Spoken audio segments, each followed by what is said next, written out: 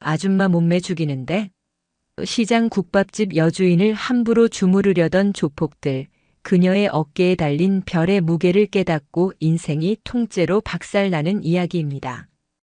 여러분들은 지금 어디에서 어떤 일을 하시면서 청취하고 계신가요? 각자 댓글로 남겨주시면 감사드리겠습니다. 영상 시청하시기 이전에 구독과 좋아요 부탁드립니다. 저희에게 큰 힘이 됩니다. 부산의 심장, 국제시장은 살아있는 유물과도 같았다. 미로처럼 얽힌 골목마다 없는 것 빼고 다 있다는 만물상이었고, 억척스러운 사투리와 흥정이 파도 소리처럼 엉겨붙는 삶의 용광로였다. 새벽을 가르는 오토바이 소리와 비릿한 생선 내음, 구수한 어묵 국물 냄새가 뒤섞여 시장의 하루를 열었다. 그 아수라장 같은 시장 한가운데 유독 시간이 멈춘 듯한 곳이 있었다. 영도 국밥. 40년 넘게 한자리를 지킨 시장 상인들의 허기진 배와 시린 마음을 달래주던 노포였다. 하지만 얼마 전 주인 할매가 고단한 생을 마감하고 가게 문은 굳게 닫혔다. 상인들은 저마다 혀를 차며 안타까워했다. 저놈의 칠성상회놈들 등살에 할매가 속병을 얻어 돌아가셨다고 저 좋은 목을 저놈들이 날로 먹으려 들 거라고 수군거렸다. 칠성상회. 번지르르한 간판을 내걸었지만 실상은 국제시장의 거머리처럼 달라붙어 상인들의 피를 빠는 조직이었다. 회장은 황만득. 나이는 40줄에 들어섰지만 10대 시절부터 시장 바닥에서 잔뼈가 굵은 인물이었다. 곰 같은 덩치의 험상궂은 얼굴, 시도 때도 없이 터져나오는 걸쭉한 욕설은 그의 상징과도 같았다. 그의 아래로 대여섯 명의 행동대원들이 개처럼 그를 따랐다. 그날도 황만득은 어김없이 시장을 순찰 중이었다. 순찰이라기보다는 수금에 가까웠다. 그는 떡볶이를 팔던 할머니의 좌판을 발로 툭 차며 말했다. 할매, 이번 달 월세가 좀 늦네. 이 양반이 늙으니까 셈이 흐려지나. 아이고 황 사장. 좀만 기둘려 주소. 요즘 경기가 영. 경기가 안 좋으면 몸으로라도 때워야지 이 씨부랄. 늙은 몸뚱아리 말고 아들 내미라도 불러서 장기라도 팔게 하든가. 그의 악담에 할머니의 얼굴이 새하얗게 질렸다. 주변 상인들은 못 본 척 고개를 돌렸다. 누구 하나 나서는 이가 없었다. 나섰다가는 무슨 봉변을 당할지 뻔했기 때문이다. 황만득은 그런 상인들의 비겁함을 비웃으며 침을 퇴뱉었다. 그의 시선이 굳게 닫혀있던 영도 국밥집으로 향했다. 저기는 아직인가? 저 영감탱이 뒤지고 꿀꺽할랬더니 어디서 듣도 보도 못한 년이 나타나서 가게를 연다나 뭐라나. 황만득의 똘마니 중 하나인 마철두가 아부하듯 나섰다. 형님, 제가 알아봤는데 죽은 할매 손녀라던데요. 서울에서 웬 회사 다니다가 내려왔답니다. 근데 생긴 게 아주 그냥. 마철두가 손으로 허공에 S자를 그리며 음흉하게 웃었다. 황만득의 눈이 번뜩였다. 호, 물건이 좀 되나 보지. 바로 그때였다. 굳게 닫혀있던 영도 국밥에 낡은 나무 문이 끼익 소리를 내며 열렸다. 그리고 한 여자가 모습을 드러냈다. 황만득과 똘마니들의 시선이 일제히 그녀에게로 향했다. 숨막히는 정적이 흘렀다. 여자는 30대 초반으로 보였다. 아니, 잘 쳐주면 20대 후반이라고 해도 믿을 정도였다. 화장기 하나 없는 뽀얀 얼굴에 긴 생머리를 질끈 묶고 있었다. 군더더기 없이 딱 떨어지는 흰 티셔츠와 청바지 차림이었지만 그 안으로 다부지게 잡힌 몸의 선이 언뜻 비쳤다. 시장의 거친 분위기와는 전혀 어울리지 않는 맑고 고요한 기운을 풍기는 여자였다. 그녀의 이름은 천은하. 대한민국 해군 소장. 해군 특수전전단 UDTSEAL 출신 최초의 여성 장군이자 최연소 투스타 기록을 갈아치운 살아있는 전설. 그녀의 이력을 아는 이가 봤다면 감히 눈도 마주치지 못했겠지만 지금 국제시장에서 그녀는 그저 죽은 영도 국밥 할매의 손녀일 뿐이었다. 천은하는 할머니의 유품을 정리하고 잠시 군을 떠나 가게를 맡아주기로 결심했다. 지난 수십 년간 포화와 작전 속에서 살아온 그녀에게 펄펄 끓는 국밥솥과 사람 사는 냄새가 뒤섞인 이곳은 낯설지만 아늑한 휴식처였다. 그녀는 가게 앞에 널브러진 쓰레기를 치우기 위해 빗자루를 들었다. 그녀의 움직임 하나하나는 불필요한 동작 없이 간결하고 정확했다. 마치 잘 짜인 무술 시연을 보는 듯 했다. 황만득은 넋을 놓고 그녀를 바라보다가 이내 비열한 웃음을 지으며 다가갔다. 거기 새로 온 아가씨인가? 내가 이 시장 상인회장 황만득인데 새로 왔으면 인사는 똑바로 해야지. 천은하는 말없이 고개를 들어 그를 바라봤다. 감정의 동요가 전혀 없는 깊이를 알 수 없는 검은 눈동자였다. 그 눈빛에 황만득은 순간 움찔했지만 이내 허세를 부리며 그녀의 위아래를 훑쳤다. 이야 마철두 저 새끼가 사람 보는 눈은 있네. 아가씨 얼굴만 반반한 게 아니라 몸매도 국보급이구만. 국밥만 말고 남자도 잘 말겠어. 노골적인 성희롱이었다. 주변에 있던 똘마니들이 저질스럽게 낄낄거렸다. 시장 상인들은 이제 걱정스러운 눈으로 천은하를 바라봤다.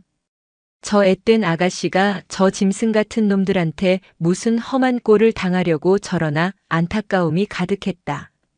하지만 천은하의 표정에는 변화가 없었다. 그녀는 황만득의 더러운 시선을 피하지 않고 정면으로 마주했다.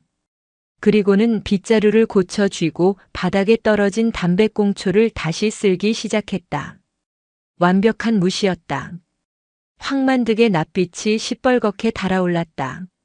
시장 바닥에서 그 누구도 자신을 이렇게 대놓고 무시한 적이 없었다. 이 씨발년이 사람 말을 개조주로 듣나? 너 오늘 개업 첫날에 제사상 한번 받아볼래? 황만득이 고함을 치며 그녀의 어깨를 잡아채려 손을 뻗었다. 그의 두툼하고 시커먼 손이 그녀의 하얀 티셔츠에 닿기 직전. 천은하가 나직하게 입을 열었다. 끓는 쇳물처럼 차갑고 날카로운 유리 파편처럼 서늘한 목소리였다. 그 손 계속 그렇게 뻗고 있으면 평생 국밥에 깍두기 대신 손가락 담가 먹게 될 거야. 순간 시장의 모든 소음이 멎었다. 황만득의 손도 허공에서 멈췄다. 그의 뇌는 방금 들은 말의 의미를 온전히 해석하지 못하고 있었다. 그저 온몸에 솜털이 쭈뼛 서는 서늘한 살기를 본능적으로 느꼈을 뿐이었다. 국제시장의 탁한 공기 속에 폭풍 전야의 팽팽한 긴장감이 감돌기 시작했다. 황만득은 국제시장 바닥에서 잔뼈가 굵었다. 그의 인생은 약한 놈을 짓밟고 강한 놈에게 기생하는 약육강식의 법칙 그 자체였다. 그가 아는 세상은 힘과 돈, 그리고 폭력으로 돌아갔다. 때문에 그는 방금 전 천은하가 내뱉은 말이 그저 객기 어린 허세라고 치부했다. 이제 막 시장에 발을 들인 세상 물정 모르는 젊은 여자의 치기. 그는 멈췄던 손을 다시 뻗으며 비웃음을 흘렸다. 하, 인연 봐라. 입만 살았네. 오빠가 오늘 내 그 예쁜 입으로 무슨 소리까지 낼 수 있는지 똑똑히 가르쳐 줄게. 그의 손이 마침내 천은하의 어깨에 닿으려는 찰나였다. 천은하의 몸이 아주 미세하게 거의 눈에 띄지 않을 정도로 반 발짝 옆으로 움직였다. 황만득의 손은 허공을 갈랐다. 그는 중심을 잃고 휘청거렸다. 그와 동시에 빗자루를 들고 있던 천은하의 손이 보이지 않는 속도로 움직였다. 탁! 둔탁하지만 날카로운 소리가 울렸다.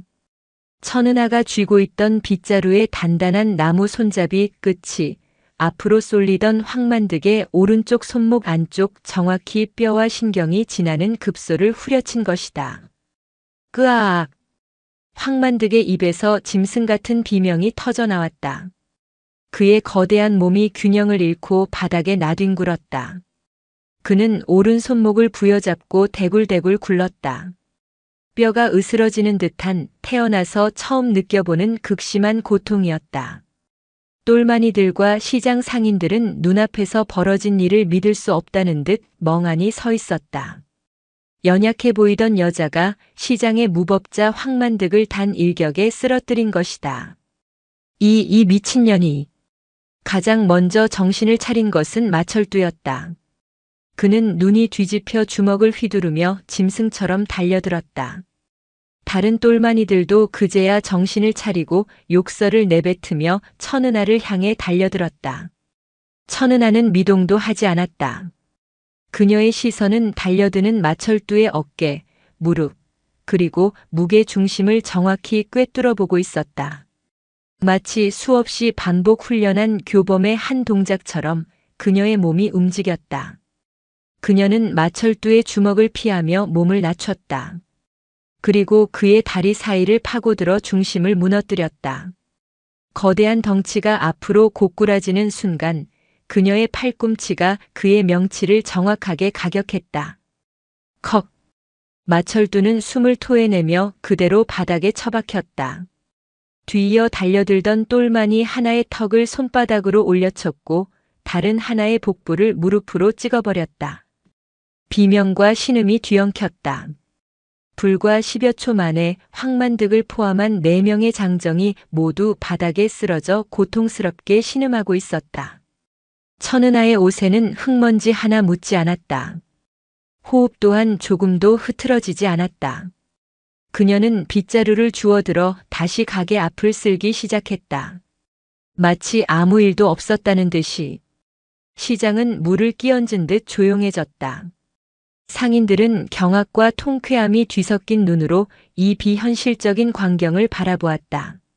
몇몇은 저도 모르게 박수를 칠 뻔하다가 황만득의 눈치를 보고 황급히 손을 내렸다. 바닥을 기던 황만득이 고통과 굴욕감에 부들부들 떨며 소리쳤다. 뭐해. 당장 경찰에 신고 안 하고. 전현 저거 완전 미친년이야. 폭력.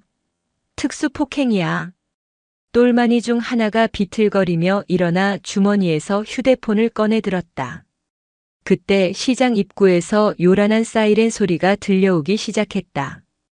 타이밍 좋게 순찰차가 나타난 것이다.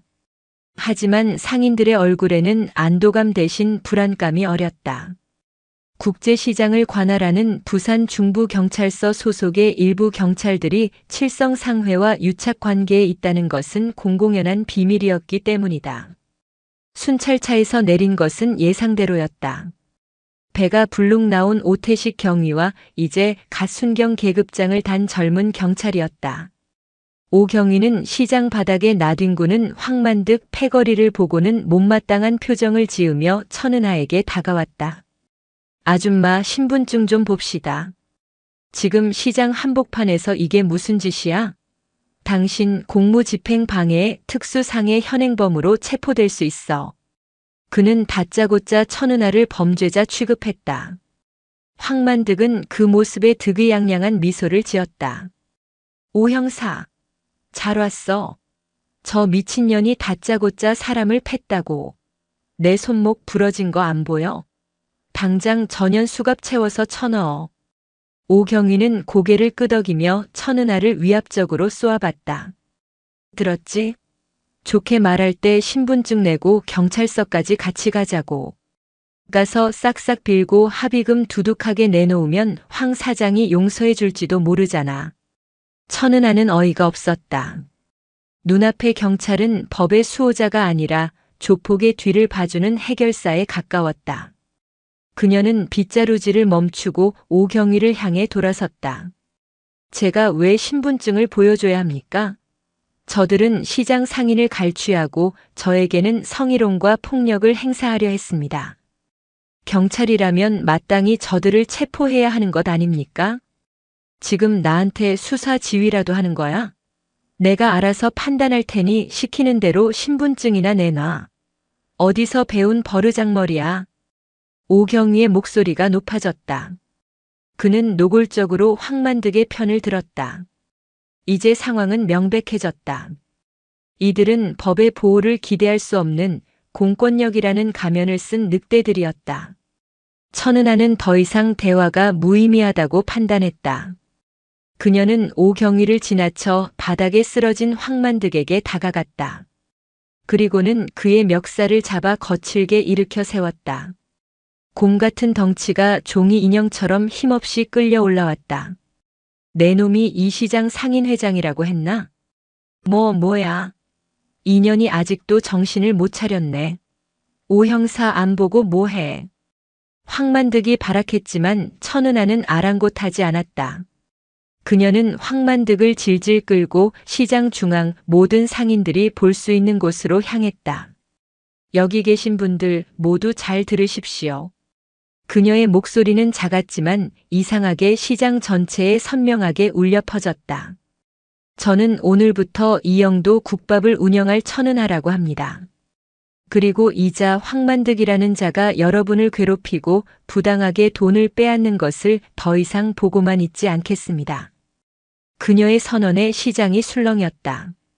상인들은 믿을 수 없다는 표정으로 그녀를 바라봤다. 저 젊은 여자가 도대체 무슨 깡으로 저런 말을 하는 것일까? 웃기고 자빠졌네. 내년이 뭔데? 황만득이 그녀의 손을 뿌리치려 발버둥 쳤다. 그 순간 천은하는 그의 귓가에 얼음장처럼 차가운 목소리로 속삭였다. 오직 황만득만이 들을 수 있는 목소리였다. 부산 중구 대청동 칠성상해 사무실 지하에 있는 비밀금고.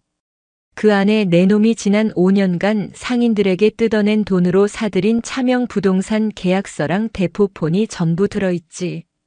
오태식 경위한테는 매달 마지막 주 금요일 밤 완월동에 있는 미뢰라는 룸살롱에서 현금으로 상납하고. 맞나? 황만득의 눈이 지진이라도 난 듯 흔들렸다. 그의 온몸에서 식은땀이 비오듯 쏟아졌다. 이 여자는 대체 누구인가? 어떻게 자신의 가장 깊은 비밀을 속속들이 알고 있는 것인가? 공포가 그의 척추를 타고 기어올랐다. 천은하는 겁에 질린 그의 얼굴을 보며 싸늘하게 미소 지었다. 그녀는 다시 모든 상인들을 향해 목소리를 높였다. 지금부터 이자에게 무릎 꿇고 사죄할 기회를 주겠습니다. 여기 계신 모든 분들께 그동안의 만행에 대해 용서를 구하고 빼앗은 모든 것을 3배로 갚겠다고 약속한다면 오늘은 이쯤에서 끝내도록 하죠. 미친년. 선택은 내가 하는 거야.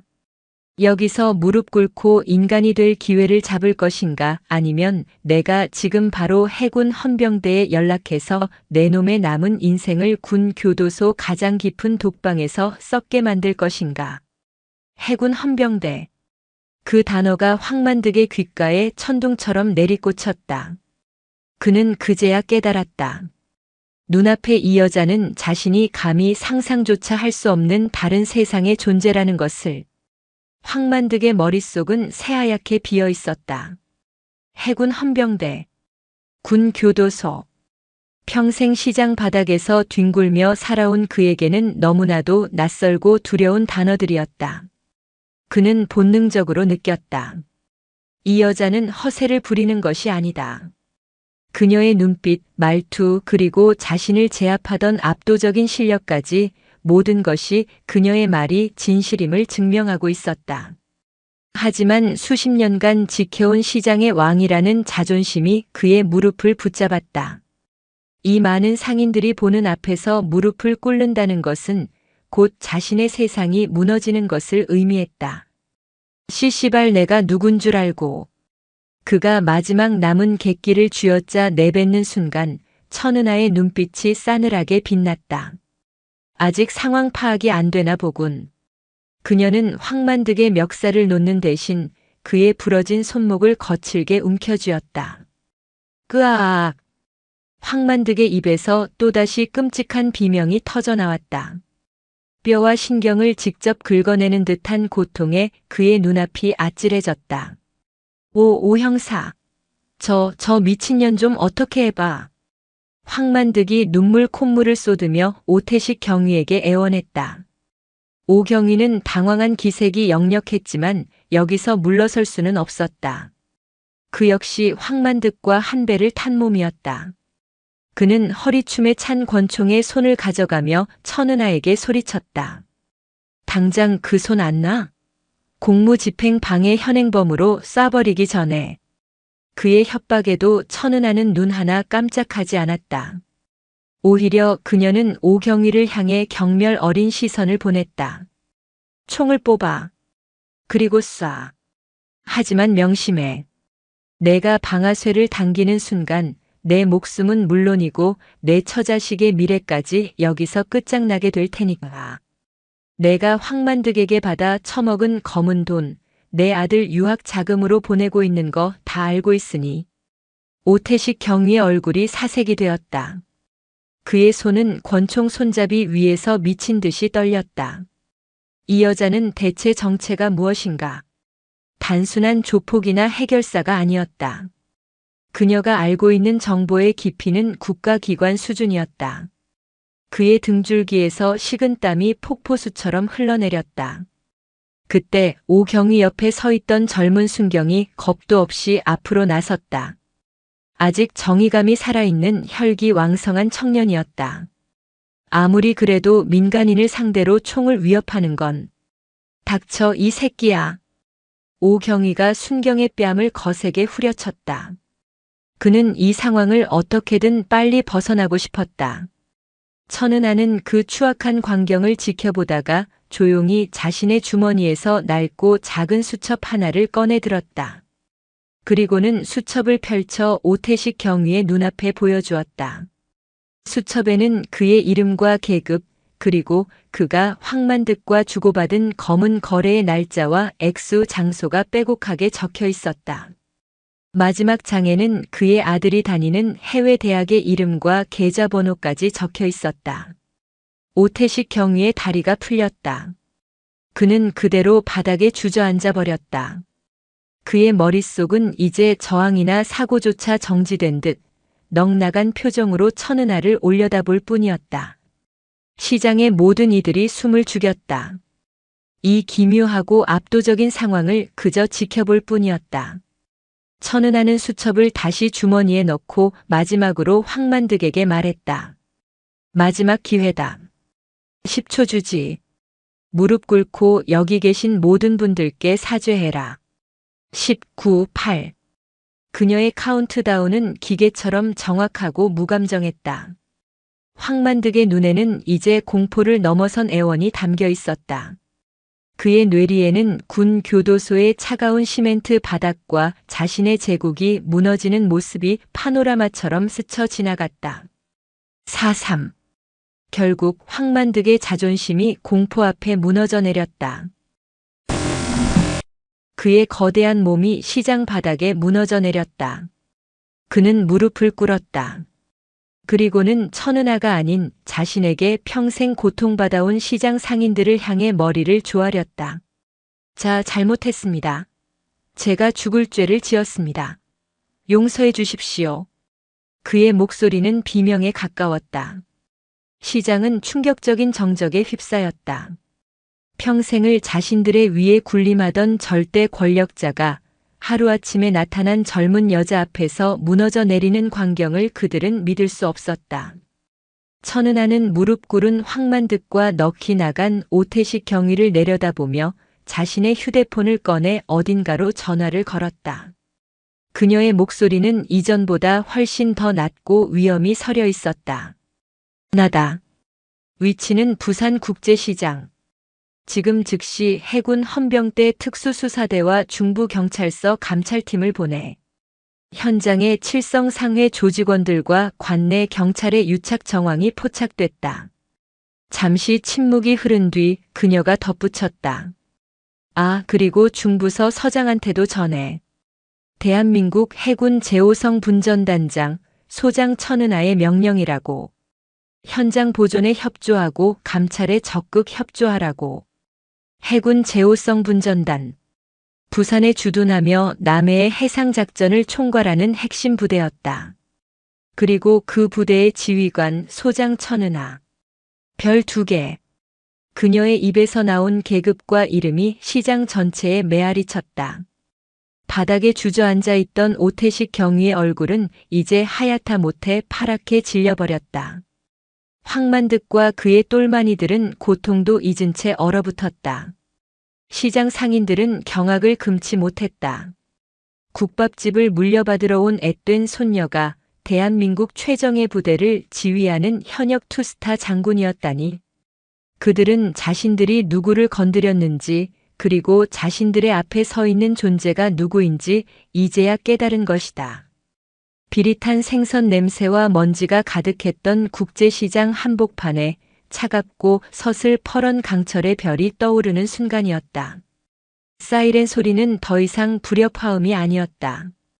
그것은 질서의 전주곡이었다. 국제시장 입구로 들어선 것은 낡은 순찰차가 아니었다. 칠흑같이 검은 차체에 선명하게 새겨진 해군 헌병 마크. 뒤이어 육중한 군용 트럭이 멈춰서고 그 안에서 완전 무장한 해군 헌병 특수임무대 SDT 대원들이 한치의 오차도 없는 동작으로 쏟아져 내렸다.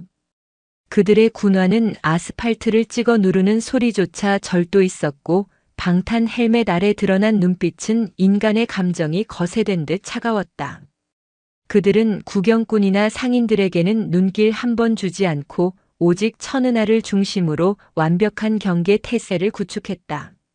시장의 공기는 얼어붙었다. 좀 전까지 황만득이 풍기던 폭력의 기운과는 차원이 다른 국가가 공인한 합법적이고 서슬퍼런 무력의 등장이었다. 헌병대장으로 보이는 한 중령이 천은하에게 다가와 칼 같은 거수 경례를 붙였다. 제5성 분전단 헌병대대장, 해군 중령 강태욱, 명받았습니다. 천은하는 가볍게 고개를 끄덕이며 경례를 받았다. 그녀의 눈빛은 이미 국밥집 주인이 아닌 일선 지휘관의 그것으로 돌아와 있었다. 현 시간부로 이 구역을 통제한다. 주범 황만득을 포함한 칠성상회 조직원 전원, 그리고 부산 중부경찰서 소속 오태식 경위를 직권남용 및 특수공갈, 뇌물수수 등의 혐의로 현장에서 즉시 체포한다. 알겠습니다. 강태욱 중령이 손짓하자 헌병 대원들이 일사불란하게 움직였다. 그들은 바닥에 나뒹굴던 황만득 패거리와 넋이 나간 오태식 경위에게 다가가 미란다 원칙을 고지하며 차가운 수갑을 채웠다. 황만득은 마지막까지 발악했다. 이거나 내가 왜 군인들한테 잡혀가. 이건 월권이야. 민간인 사찰이라고. 하지만 그의 저항은 건장한 헌병 대원의 소나기에서 깃털처럼 무력했다. 대원은 황만득의 목덜미를 찍어 누르며 차갑게 말했다. 현역 장성에 대한 직접적인 위협 및 폭행 미수는 군형법에 따라 가중처벌 대상이다. 내 놈의 신분은 이제부터 민간인이 아니라 군에 대한 심각한 도전 행위를 저지른 준적 대세력으로 간주한다. 입 다물고 따라와. 준적 대세력. 그 섬뜩한 단어에 황만득의 눈이 공포로 물들었다. 그는 자신이 건드린 존재의 무게를 뼈저리게 실감했다. 상인들은 이 모든 광경을 입을 벌린 채 지켜보았다. 그들의 눈에는 두려움과 경외, 그리고 수십 년 만에 처음 느껴보는 짜릿한 해방감이 뒤섞여 있었다. 평생 자신들을 짓누르던 거머리 같은 존재들이 저렇게 허무하게 끌려가는 모습을 보게 될 줄이야. 몇몇 늙은 상인들은 주름진 눈가에 이슬이 맺혔다. 천은하는 강태욱 중령에게 낮은 목소리로 지시했다. 체포된 자들은 헌병대대로 즉시 압송해 분리신문하도록. 특히 황만득과 오태식은 독방에 수감하고 내가 직접 들어가기 전까지는 물 한 모금 주지 마. 그리고 중부서 서장에게는 내가 직접 연락하겠다. 그녀는 주변 상인들을 둘러보았다. 모두가 그녀를 바라보고 있었지만 누구 하나 감히 말을 걸지 못했다. 그녀가 뿜어내는 위압감은 경외를 넘어 신적인 영역처럼 느껴졌다.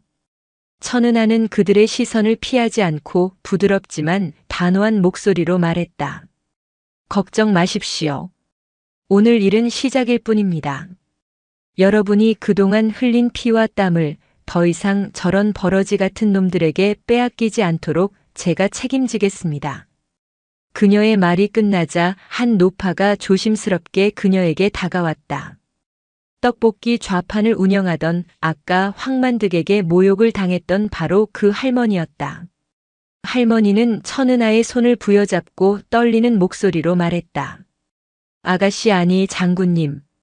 정말 고맙습니다. 우리 죽은 영도 국밥 할매가 하늘에서 보고 있다면 참말로 좋아할 깁니다. 천은하는 그제야 딱딱하게 굳어있던 얼굴에 옅은 미소를 띄었다. 그녀는 할머니의 거친 손을 마주잡으며 말했다. 할머니, 저 여기 있는 동안은 그냥 국밥집 아줌마입니다. 편하게 부르세요. 그 따뜻한 한마디에 시장을 짓누르던 강철의 그림자는 온데간데 없이 사라지고 그 자리에 할머니의 손녀가 서 있었다. 상인들의 마음속에 얼어붙었던 불신과 공포가 서서히 녹아내리기 시작했다.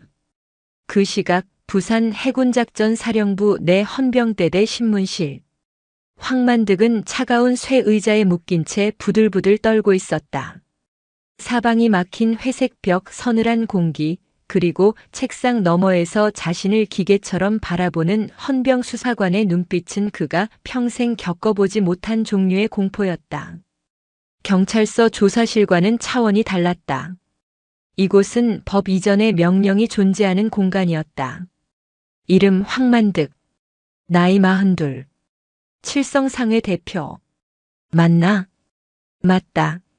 지난 10년간 국제시장 상인들을 상대로 갈취한 금액이 총 얼마지? 내놈 차명 계좌랑 부동산 목록, 우리가 못 찾을 것 같나? 수사관의 질문은 건조했지만 그 안에 담긴 압박감은 강철 클로처럼 황만득의 심장을 옥죄었다. 그는 입술을 깨물며 버텼다. 여기서 무너지면 끝장이었다. 그에게는 믿는 구석이 있었다. 내 뒤에 누가 있는지 알고 이따위로 함부로 짓거리는 거야. 내가 입만 열면 너희 군복 벗는 건 일도 아니야. 황만득이 마지막 발악을 하는 순간 신문실 문이 열리고 천은하가 들어섰다. 군복은 아니었지만 그녀가 입은 평범한 티셔츠와 청바지가 세상 그 어떤 갑옷보다 더 단단해 보였다. 그녀는 수사관에게 눈짓으로 나가보라는 신호를 보낸 뒤 황만득의 맞은편 의자에 앉았다. 내 뒤에 있는 사람 혹시 백상원 회장 말하는 건가? 천은하의 입에서 나온 이름에 황만득의 눈이 경악으로 물들었다. 백상원. 부산 지역 상공회의소 명예회장이자 향토기업 5,6도 유통의 회장. 자수성가한 사업가이자 한 기부천사로 언론에 포장된 인물. 하지만 뒷세계에서 그는 부산의 경제를 주무르는 보이지 않는 손이자 황만득 같은 깡패들을 앞세워 온갖 더러운 일을 처리하는 신사조폭이었다. 황만득은 그저 그의 수많은 사냥개 중 한 마리에 불과했다. 천은하는 황만득의 표정 변화를 놓치지 않고 말을 이었다. 내가 뜯어낸 상인들 돈 매달 7알은 백상원에게 상납했지. 국제시장 재개발 사업권 그거 백상원이 먹으려고 너한테 지시한 거고. 상인들을 헐값에 내쫓는 게 내 임무였고. 그래서 우리 할머니 가게도 그렇게 집요하게 괴롭혔던 거고. 내가 틀렸나? 황만득은 말을 잃었다. 이 여자는 모든 것을 알고 있었다. 그는 자신이 거대한 강철 그물에 걸린 한 마리 물고기에 불과하다는 것을 깨달았다. 하지만 백상원을 배신하는 것은 곧 죽음을 의미했다. 그는 공포에 질려 고개를 저었다. 무슨 소린지 모르겠소. 나는 백 회장님 같은 분을 알지도 못하오. 그래? 천은하는 짧게 대답하고 자리에서 일어났다. 그리고는 신문실 벽에 걸린 대형 모니터를 켰다. 화면에 나타난 것은 어느 허름한 요양병원의 병실이었다. 침대에는 산소호흡기에 의지한 채 앙상하게 마른 노파가 힘겹게 숨을 쉬고 있었다. 누군지 알아보겠나? 황만득의 동공이 세차게 흔들렸다. 화면 속 노파는 그가 10년 전 돈 몇 푼 쥐어주고 내다버린 자신의 어머니였다. 내가 버린 어머니 지금 폐암 말기시다. 병원비가 밀려 당장 쫓겨날 판이고 백상원에게 상납할 돈은 있어도 내 어머니 병원비 낼 돈은 없었나 보지. 천은아의 목소리는 얼음처럼 차가웠다. 선택해라 황만득. 여기서 썩어 문드러지며 내 어미가 고통스럽게 죽어가는 걸 외면할 것인가. 아니면 모든 걸 털어놓고 내 놈이 저지른 죄를 속죄하며 인간으로서 마지막 도리를 할 기회를 잡을 것인가. 모니터 속에서 황만득의 어머니가 희미하게 눈을 뜨고 허공을 향해 힘겹게 손을 뻗었다. 마치 아들의 이름을 부르려는 듯. 그 순간 황만득의 눈에서 뜨거운 눈물이 폭포수처럼 쏟아져 내렸다. 수십 년간 굳어있던 그의 심장을 짓누르던 마지막 갑옷이 처참하게 깨져나가는 소리가 신문실을 가득 메웠다. 황만득의 울음소리는 짐승의 울부짖음에 가까웠다. 그것은 후회와 죄책감 그리고 자기 혐오가 뒤섞인 처절한 절규였다. 그는 시장의 왕도 칠성상회의 두목도 아니었다. 그는 그저 불효막심한 아들이었고 길을 잃어버린 한심한 사내였을 뿐이다. 천은아는 그의 울음이 잦아들기를 묵묵히 기다렸다. 동정심 때문이 아니었다. 그녀는 알고 있었다. 인간을 가장 효과적으로 무너뜨리고 또다시 재건하는 것은 폭력이 아니라 그 사람의 가장 깊은 곳에 숨겨진 연약한 부분을 후벼 파는 것이다. 황만득에게 그것은 어머니였다. 한참을 울던 황만득이 고개를 들었다. 그의 눈은 퉁퉁 부어 있었지만 이전의 도끼와 살기는 온데간데 없이 사라지고 공허한 절망감만이 남아 있었다. 내가 지금이라도 뭘 어떻게 하면 우리 어머니 살릴 수 있어? 그의 목소리는 갈라져 있었다. 천은아는 다시 자리에 앉아 그를 똑바로 바라보았다. 살리지는 못해. 이미 늦었어. 하지만 마지막 가시는 길은 아들로서 편안하게 지켜드릴 수 있겠지. 그 기회를 내가 주겠다. 대신 너는 나에게 모든 것을 줘야 한다. 백상원의 모든 것. 그가 어떻게 돈을 세탁하는지, 누구와 결탁하고 있는지, 그의 약점은 무엇인지. 내가 아는 모든 것을 낱낱이 불어. 황만득은 더 이상 망설이지 않았다. 그는 지난 10년간 백상원의 수족으로 움직이며 보고 들었던 모든 것을 쏟아내기 시작했다. 그것은 부산의 경제를 좀먹는 거대한 악의 연대기였다. 백상원은 오륙도 유통이라는 합법적인 회사를 방패 삼아 부산항을 통해 들어오는 밀수품을 유통시키고 있었다. 그는 황만득 같은 조폭들을 이용해 재래시장과 영세 상인들의 상권을 장악한 뒤 헐값에 인수한 가게들을 자신의 유통망에 편입시켰다. 그렇게 벌어들인 검은 돈은 지역 정치인과 고위 경찰 간부, 심지어 언론계 인사들에게까지 뇌물로 흘러들어갔다. 그의 금권력은 거미줄처럼 부산 전체에 뻗어 있었다. 백상원의 비밀 장부는 그의 저택 서재에 있어. 이중벽으로 된 비밀 금고 안에. 하지만 그 금고는 백상원 본인의 지문과 홍채가 없으면 절대 열 수 없어. 다른 증거는 그의 오른팔인 윤기철 실장이라는 자가 있어. 모든 자금 관리를 그놈이 하는데 아주 치밀하고 잔인한 놈이요. 그놈이 개인적으로 사용하는 별도의 노트북에 모든 거래 내역 백업 파일이 들어있을 거요. 하지만 그 노트북은 이 세상 누구도 암호를 풀 수 없다고 했어. 군사급 암호화 프로그램이 깔려 있다고. 황만득은 자신이 아는 모든 것을 토해냈다. 그의 진술은 헌병 수사관들에 의해 꼼꼼하게 기록되었고 오태식 경위의 진술과 교차 검증을 통해 신빙성을 더해갔다. 오태식은 이미 자신의 경찰 인생이 끝났음을 직감하고 가명을 받기 위해 백상원에게 뇌물을 받은 다른 경찰 간부들의 이름까지 모조리 불어버린 상태였다. 천은아는 모든 진술을 검토한 뒤 강태욱 중령을 불렀다. 황만득, 지금 당장 병원으로 이송한다.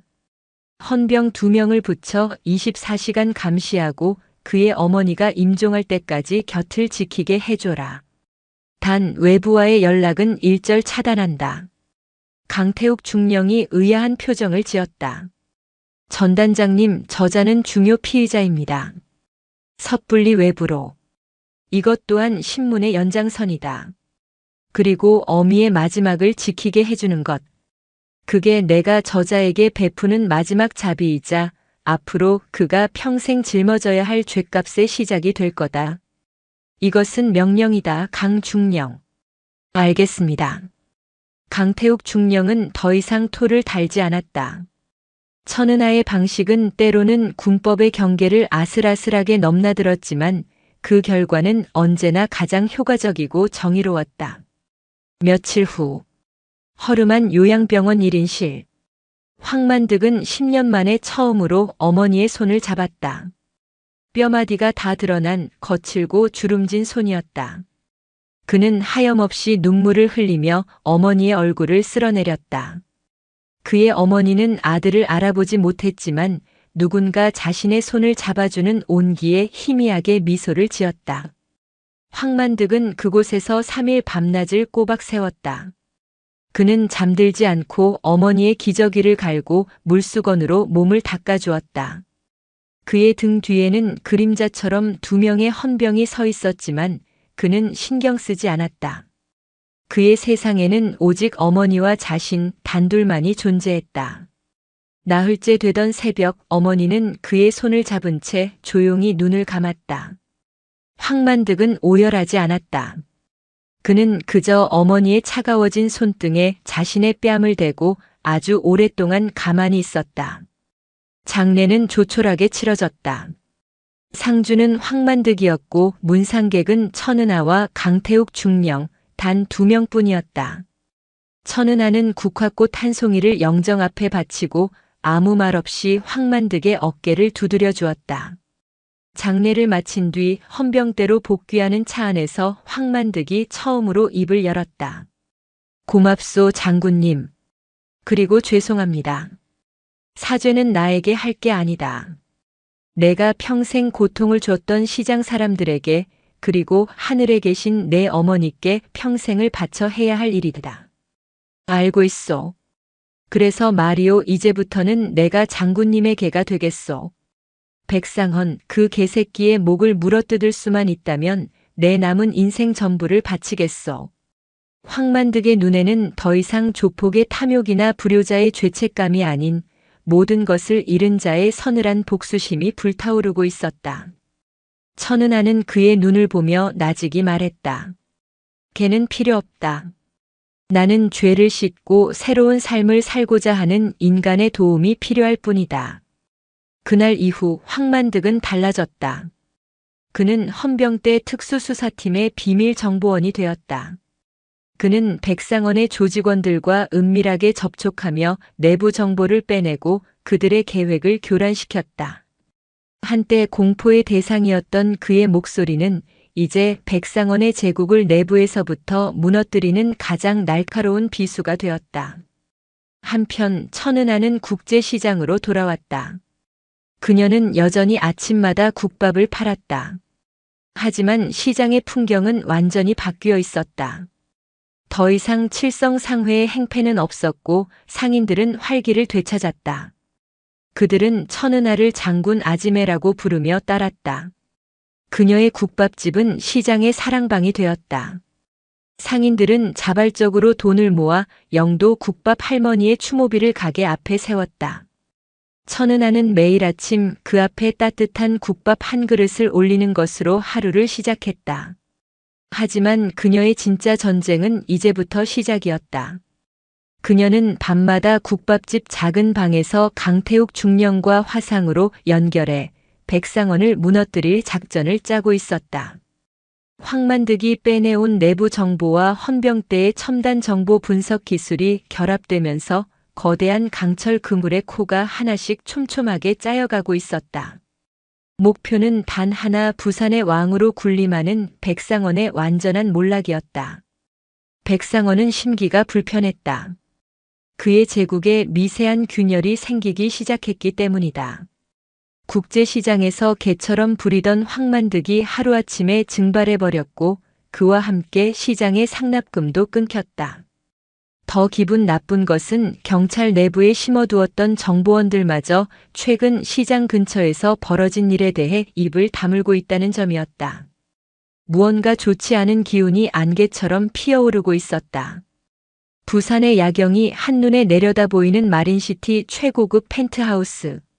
백상원은 값비싼 와인잔을 흔들며 오른팔 윤기철 실장에게 물었다. 황만득이 아직도 소식이 없나? 네, 회장님. 마치 땅으로 꺼진 것 같습니다. 경찰 쪽에도 알아봤지만 관련된 사건 기록 자체가 없습니다. 깨끗합니다. 윤기철 실장은 깡마른 체구의 안경을 쓴 냉철한 인상의 사내였다. 그의 머릿속에는 백상원의 모든 비밀이 담겨 있었다. 깨끗하다고? 그게 더 이상한 거다. 황만득 그 멍청한 놈이 무슨 사고를 쳤거나 아니면 누군가 우리보다 먼저 손을 썼다는 뜻이겠지. 백상원의 눈이 뱀처럼 가늘어졌다. 그는 수많은 위기를 겪으며 동물적인 직감을 단련해왔다. 지금 그의 직감은 위험을 알리고 있었다. 윤 실장, 당분간 몸조심해야겠다. 모든 불법적인 거래는 중단하고 자금 세탁 루트도 전부 변경해. 그리고 비밀 장부가 있는 노트북 절대 몸에서 떼지 마. 알겠습니다, 회장님. 바로 그 시각 천은하는 국밥집 지하에 마련된 임시 지휘통제실에서 관련 기관장들과 함께 최종 작전 회의를 하고 있었다. 그녀의 요청으로 해군 헌병대 특수수사팀과 부산지방경찰청 광역수사대 그리고 부산지방검찰청 특수부가 극비리에 연합작전팀을 꾸린 것이다. 처음에는 군의 민간인 수사 개입에 대해 반발하던 경찰과 검찰도 천은하가 내놓은 증거 황만득과 오태식의 진술 그리고 헌병대의 정보 분석 자료의 엄청난 파급력과 그녀의 등 뒤에 버티고 있는 별 2개의 무게 앞에 결국 협조를 결정했다. 작전명은 자갈치 대청소. 목표는 총 3곳입니다. 천은하가 대형 스크린에 떠있는 위성 사진을 가리키며 브리핑을 시작했다. 첫째, 해운대에 위치한 5-6도 유통본사. 둘째, 백상원의 자택. 셋째, 윤기철 실장의 오피스텔. 3곳에 대한 압수수색 영장은 모두 발부되었습니다. 우리는 내일 새벽 6시를 기해 3곳을 동시에 급습합니다. 광역수사대 팀장이 우려를 표했다. 장군님, 백상원은 이미 눈치채고 증거를 인멸하고 있을 가능성이 높습니다. 특히 윤기철이 가지고 있다는 노트북은 찾더라도 암호를 풀지 못하면 무용지물입니다. 천은하가 고개를 끄덕였다. 알고 있습니다. 그래서 미끼를 준비했습니다. 그녀는 황만득을 화상으로 연결했다. 화면에 나타난 황만득은 이전의 험상궂은 모습은 사라지고 수척하지만 눈빛만은 형형한 모습이었다. 황만득 씨가 내일 새벽 5시 윤기철에게 개인적으로 연락을 취할 겁니다. 자신이 군 헌병대에 붙잡혀 있으며 모든 것을 자백하지 않으면 평생 썩게 생겼다고. 회장님을 지키기 위해 해외로 도피하려 하니 마지막으로 퇴직금 겸 도피 자금을 챙겨달라고 말입니다. 검찰 특수부 부장검사가 되물었다. 윤기철 같은 여우가 그런 말을 믿겠습니까? 믿게 만들어야죠.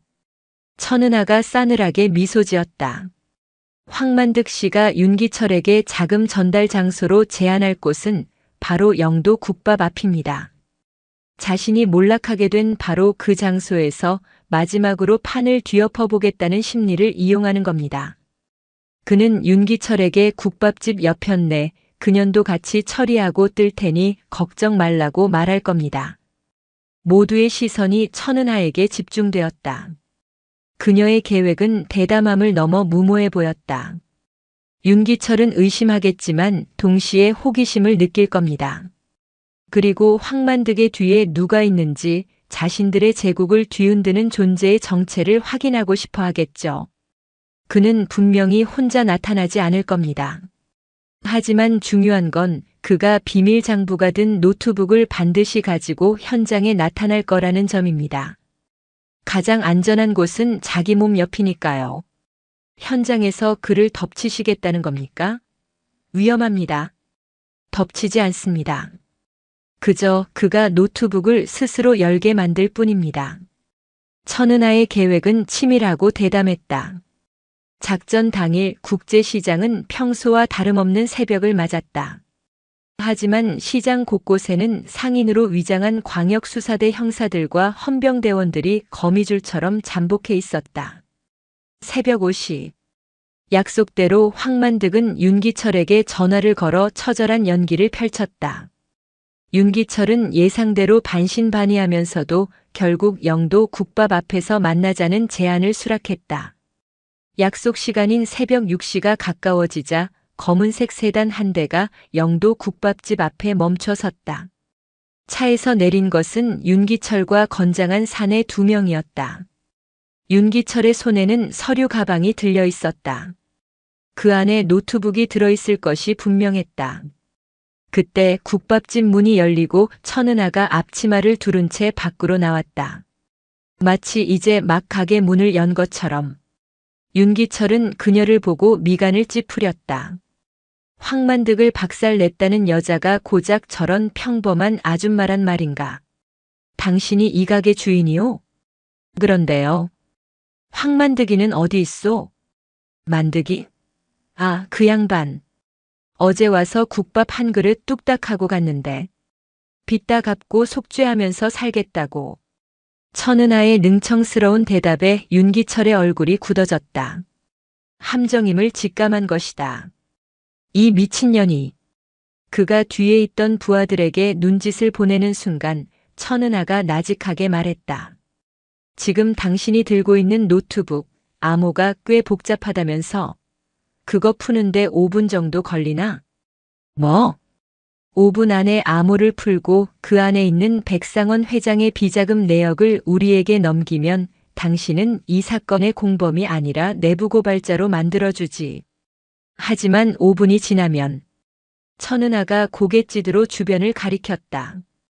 그 순간 시장 좌판 뒤 트럭 및 가게 처마 밑에 숨어있던 수십 명의 형사들과 헌병대원들이 일제히 모습을 드러냈다. 그들의 손에 들린 총구가 소리 없이 윤기철 일행을 겨누고 있었다. 시장 전체가 거대한 강철 그물이었던 것이다. 윤기철의 얼굴이 새하얗게 질렸다. 이건 말도 안 돼. 시간은 흐르고 있어, 윤기철 씨. 내 보스를 배신하고 새로운 삶을 살 건가, 아니면 그와 함께 저 차가운 바닷속으로 가라앉을 건가. 선택해. 바로 그 시각. 해운대 5-6도 유통본사와 백상원의 자택에 경찰 특공대와 검찰 수사관들이 굳게 닫힌 문을 부수고 폭풍처럼 진입하고 있었다. 부산의 왕으로 군림하던 백상원의 강철 성벽이 동시다발적으로 무너져 내리기 시작했다. 윤기철은 사시나무처럼 떨리는 손으로 가방을 열어 노트북을 꺼냈다. 그의 이마에서는 식은땀이 비오듯 흘렀다. 그의 등 뒤로 국제시장의 여명이 밝아오고 있었다. 그것은 추악한 제국의 종말을 알리는 심판의 빛이었다. 시간이 멈췄다. 아니, 흐르지 않는 것처럼 느껴졌다. 국제시장의 새벽 공기를 가르며 뻗어나온 수십 개의 총구는 그 자체로 하나의 거대한 선고문이었다. 윤기철의 세상은 그 총구 앞에서 산산조각 나고 있었다. 평생을 숫자의 세계, 치밀한 계산과 냉정한 판단 속에서 살아온 그였다. 감정은 사치였고 변수는 통제 대상이었다. 하지만 지금 그의 눈앞에 펼쳐진 광경은 그 어떤 계산으로도 예측할 수 없었던 완벽한 외통수였다. 그의 뇌는 미친 듯이 활로를 탐색했다. 저 여자, 천은하라는 여자의 블러핑일 가능성. 하지만 주변을 둘러싼 저 형형한 눈빛들, 상인으로 위장했지만 단단한 어깨와 다부진 자세에서 풍기는 기운은 진짜였다. 저들은 경찰이었고 군인이었다. 국가였다. 자신이 평생을 돈의 힘으로 주무르고 비웃어왔던 거대한 실체였다. 천은하의 목소리가 다시 그의 고막을 파고들었다. 40초 남았다, 윤기철. 내 인생의 가치가 고작 노트북 암호 하나보다 못한가? 그녀의 목소리에는 초조함이 없었다. 마치 당연한 결과를 기다리는 사람처럼 평온했다. 그 평온함이 윤기철의 심장을 더욱 옥죄었다. 그녀는 이미 모든 것을 알고 모든 것을 계획했다. 자신은 그저 그녀가 짜놓은 거대한 그물의 마지막 매듭을 채우기 위해 스스로 걸어 들어온 멍청한 나방에 불과했다. 그의 손이 사시나무처럼 떨렸다. 노트북을 열고 암호를 푸는 순간 백상원에 대한 배신이 성립된다. 지난 20년간 쌓아온 모든 것이 무너진다. 뒷세계의 룰에 따라 그는 제거 대상 1순위가 될 것이다. 하지만 열지 않는다면 지금 당장 저 총구들이 불을 뿜을 것이고 자신은 국제시장 바닥의 차가운 시체로 발견될 것이다. 공범으로, 주범으로, 모든 죄를 뒤집어 쓴 채, 내부 고발자. 그녀가 던진 달콤한 제안이 그의 뇌리를 맴돌았다. 그래, 어차피 백상원의 제국은 끝났다. 이 정도 규모의 작전이라면 이미 본사와 자택은 쑥대밭이 되었을 것이다. 백상원도 무사하지 못할 것이다. 그렇다면 내가 살 길은 하나뿐이다. 이 여자에게 모든 것을 넘기고 법의 테두리 안에서 새로운 기회를 모색하는 것. 그는 합리적인 인간이었다. 그리고 이것은 가장 합리적인 선택이었다. 그의 손가락이 마침내 노트북 키보드 위에 올라갔다. 타닥, 타다닥. 그 순간 그의 주머니에서 요란한 벨소리가 울렸다. 발신인은 회장님, 백상원이었다. 윤기철의 심장이 쿵 바닥으로 떨어지는 듯 했다. 본능적으로 전화를 받으려던 그의 손을 섬광처럼 뻗어나온 천은하의 손이 가로챘다. 그녀는 윤기철의 휴대폰을 빼앗아 들고는 스피커폰으로 전환했다. 윤 실장, 지금 어디야? 수화기 너머로 들려오는 백상원의 목소리는 다급함과 분노로 가득 차 있었다. 주변에서는 무언가 부서지고 깨지는 소리, 사람들의 비명소리가 희미하게 들려왔다. 자택이 급습당한 것이 분명했다. 천은하는 아무 말 없이 윤기철을 바라보았다. 윤기철의 얼굴은 하얗게 질려 있었다. 윤 실장, 듣고 있어? 당장 노트북 들고 비플랜 장소로 튀어와. 경찰이고 검찰이고 다 들이닥쳤어. 이건 전쟁이야. 천은하가 윤기철의 휴대폰을 자신의 입가로 가져갔다. 그리고는 차갑고 낮은 하지만 수화기 너머의 백상원에게는 천둥처럼 들릴 목소리로 말했다. 전쟁은 이미 끝났다, 백상원. 수화기 너머로 숨막히는 정적이 흘렀다. 백상원은 자신의 귀를 의심했다. 낯선 여자의 목소리. 하지만 그 안에 담긴 서늘한 기운은 그가 평생 잊을 수 없는 며칠 전 황만득을 통해 전해 들었던 바로 그 국밥집 여자의 것이었다. 내 놈이구나. 감히 내 제국에 불을 지른 년이. 백상원의 목소리가 증오로 이글거렸다. 불을 지른 게 아니다. 쓰레기장을 청소하고 있을 뿐이지. 내 놈 같은 사회의 암덩어리를 도려내고 있는 중이야. 하. 웃기지 마라.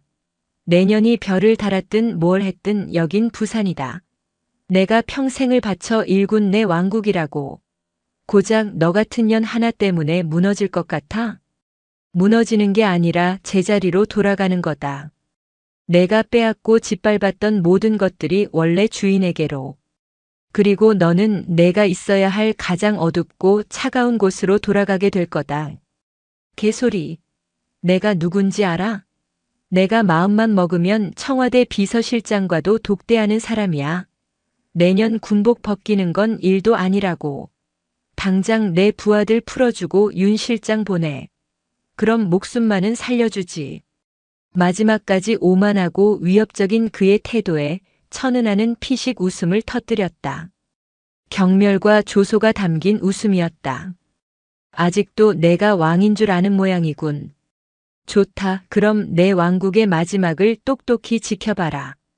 천은하는 윤기철을 향해 턱짓했다. 눌러. 마지막 암호를. 윤기철은 잠시 망설였다. 수화기 너머에서는 백상원의 절규에 가까운 고함이 터져나왔다. 안 돼. 윤 실장. 배신하지 마. 하지만 그의 눈에 비친 것은 자신을 겨누고 있는 수십 개의 총구와 그 앞에서 모든 것을 지휘하는 강철의 여인이었다. 이미 선택지는 없었다. 타닥. 마지막 암호가 입력되고 엔터키가 눌렸다. 화면이 바뀌며 수백 개의 폴더와 파일 목록이 화면을 가득 채웠다. 지난 20년간 축적된 대한민국 부패의 판도라 상자가 열리는 순간이었다. 잘 생각했다, 윤기철. 천은하가 그의 어깨를 두드렸다. 그 순간 주변에 잠복해 있던 헌병대 사이버 수사팀 요원들이 달려와 노트북을 확보하고 외부와 차단된 보안 외장 하드의 모든 자료를 복사하기 시작했다. 천은하는 아직 연결이 끊어지지 않은 휴대폰을 다시 귀에 댔다. 들었나, 백상원? 이게 내 왕국이 무너지는 소리다. 이제 남은 건 숨어있는 왕을 잡으러 가는 일뿐이겠군. 죽여버릴 거야. 내가 반드시 너를 내 손으로 갈기갈기 찢어 죽일 거다. 백상원의 저주를 끝으로 전화가 끊겼다. 천은하는 휴대폰을 바닥에 던져 군홧발로 짓밟아 버렸다. 그녀의 눈빛은 차갑게 빛나고 있었다. 바로 그때 압수수색 팀으로부터 무전이 들어왔다. 여기는 알파팀. 56도 유통본사 완전 장악. 모든 서류와 컴퓨터 확보했다. 여기는 브라보팀. 백상원 자택 진입 성공. 하지만 백상원은 발견하지 못했다. 서재에 비밀 통로가 있다. 이미 도주한 것으로 보인다. 도주. 그 말에 현장의 공기가 다시 팽팽해졌다. 천은하는 예상했다는 듯 입꼬리를 올렸다. 역시 보통 쥐새끼는 아니군. 그녀는 윤기철의 멱살을 잡아 자신과 눈을 맞추게 했다. 그의 눈에는 이제 체념과 공포만이 남아 있었다. 비플랜 장소. 거기가 어디지? 백상원이 도망칠 마지막 비상 탈출구. 어디냐고 물었다. 윤기철은 떨리는 목소리로 간신히 입을 열었다. 부부산항 제7부두입니다. 그곳에 중국으로 가는 밀항선이 대기하고 있을 겁니다. 제7부두.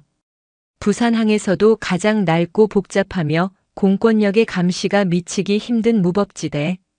천은하의 눈이 결의에 찬 빛으로 타올랐다. 강중령. 체포된 인원 전원 헌병대로 압송한다. 윤기철은 특별관리 대상으로 지정해.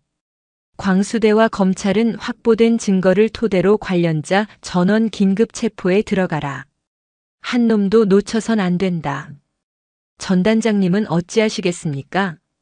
강태욱 중령의 질문에 천은하는 자신의 목을 감싸고 있던 앞치마를 풀어 던졌다. 국밥집 아줌마의 마지막 흔적이 바닥에 떨어졌다. 나는 쥐를 잡으러 가야지. 내 청소의 마무리는 내가 직접 해야겠다. 그녀는 헌병대원의 허리춤에서 권총을 뽑아들고 가장 빠른 기동 타격대 차량에 올라탔다. 동트기 시작한 국제시장의 좁은 골목을 강철의 별을 태운 군용 차량이 굉음을 내며 빠져나가기 시작했다. 목표는 단 하나, 대한민국 법의 그물망을 찢고 도망치려는 최후의 왕을 심판하는 것이었다. 부산항 제7부두의 새벽은 짙은 해무와 녹슨 쇠냄새, 그리고 디젤류의 역한 향기가 뒤섞여 음울한 교향곡을 연주하고 있었다. 컨테이너들이 거대한 괴물처럼 질비하게 늘어서 있었고 그 사이사이로 난 좁은 길은 미로처럼 얽혀 외부인의 접근을 쉽게 허락하지 않았다. 이곳은 법과 질서의 경계가 희미해지는 부산의 그림자였다. 백상원은 낡은 창고 2층 사무실에서 초조하게 담배를 태우고 있었다. 최고급 펜트하우스에서 내려다보던 찬란한 야경은 온데간데 없었다. 창밖으로 보이는 것은 뿌연 해무와 자신을 태우고 떠날 허름한 중국 밀항선뿐이었다. 그의 자존심에 깊은 상처를 냈지만 지금은 살아남는 것이 우선이었다. 그는 자택 서재의 비밀 통로를 통해 지하 주차장으로 빠져나와 미리 준비해둔 대포차를 타고 이곳까지 오는데 성공했다. 하지만 그의 제국이 무너지는 소리는 실시간으로 그의 귀에 들려오고 있었다. 오른팔이었던 윤기철의 배신, 본사와 자택의 압수수색, 그리고 자신에게 충성을 맹세했던 정치인과 경찰 간부들이 줄줄이 체포되고 있다는 뉴스 속보까지. 이 모든 재앙의 시작은 단 한 여자, 천은하라는 이름의 국밥집 여자였다. 시발. 그는 타들어가는 담배꽁초를 바닥에 던져 군홧발로 지시겼다. 분노가 그의 이성을 잠식하고 있었다. 이대로 개처럼 쫓겨 중국으로 도망갈 수는 없었다. 그는 왕이었다. 왕은 패배하더라도 적의 목에 칼이라도 받고 죽는 법이다. 그는 휴대폰을 들어 마지막 남은 패의 연락을 취했다. 그들은 돈으로 움직이는 용병들이었다. 전직 특수부대 출신들로 구성된 백상원이 자신의 비밀 경호 및 더러운 일을 처리하기 위해 막대한 돈을 들여 양성한 사병 집단이었다. 그들은 지금 제7부두 곳곳에 짐꾼이나 인부로 위장한 채 흩어져 있었다. 나다. 계획이 변경됐다.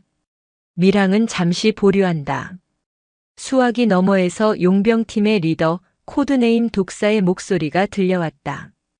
회장님, 이미 군경이 이쪽으로 움직이고 있다는 정보가 있습니다. 지금 떠나셔야 합니다. 닥쳐. 지금부터 내 말 잘 들어. 그년이 천은하 그개 같은 년이 틀림없이 여기로 올 거다. 나를 잡으러. 너희들의 임무는 그년을 잡는 거다. 죽이지는 마라. 산채로 아주 고통스럽게 잡아서 내 앞에 끌고 와. 내가 직접 그년의 숨통을 끊어줄 테니. 알겠습니다. 하지만 상대는 현역 장군입니다. 쉽지 않을 겁니다. 돈은 2배로 주겠다. 성공하면 너희들이 평생 먹고 살 돈을 꽂아주지. 실패는 없다. 무슨 수를 써서라도 그년을 잡아. 이건 명령이다. 백상원은 전화를 끊었다. 그의 눈은 복수심으로 붉게 충혈되어 있었다. 그는 창고 곳곳에 설치된 CCTV 화면을 노려보았다. 제7부두 전체가 그의 눈이었고 그의 사병들이 이빨이었다. 그는 이곳에 자신을 잡으러 올 천은하를 위한 거대한 덫을 놓은 것이다. 한편 천은하를 태운 기동 타격대 차량은 제7부두 입구에서 멈춰 섰다. 그녀와 함께 내린 것은 최정의 SDT 대원 12명이었다. 전단장님 무모합니다. 이곳은 지형이 복잡하고 적의 매복이 예상됩니다. 지원 병력을 기다려 작전을 개시해야 합니다. 강태욱 중령이 무전을 통해 다급하게 외쳤다. 그는 사령부에서 실시간으로 상황을 지휘하고 있었다. 기다릴 시간이 없다, 강중령. 우리가 지체하는 동안 백상원은 바다로 사라질 거야. 그리고 저 안에는 분명 덫이 있겠지. 하지만 덫은 사냥꾼이 아니라 사냥감에게나 위험한 법이다. 천은하의 목소리는 강철처럼 단단했다. 그녀는 부두의 전체 지도를 눈앞에 펼쳤다. 알파조는 3번 컨테이너 야적장을 통해 좌측으로, 브라보조는 5번 창고를 통해 우측으로 기동한다. 적들은 분명 정문을 통해 들어올 우리를 기다리고 있을 거다. 우리는 그들의 옆구리를 친다. 나는 찰리조와 함께 중앙 창고 라인을 따라 직선으로 돌파하겠다.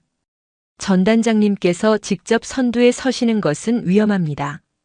가장 위험한 곳이 가장 안전한 법이지. 적들은 지휘관이 선봉에 설 것이라고는 상상조차 못할 테니까.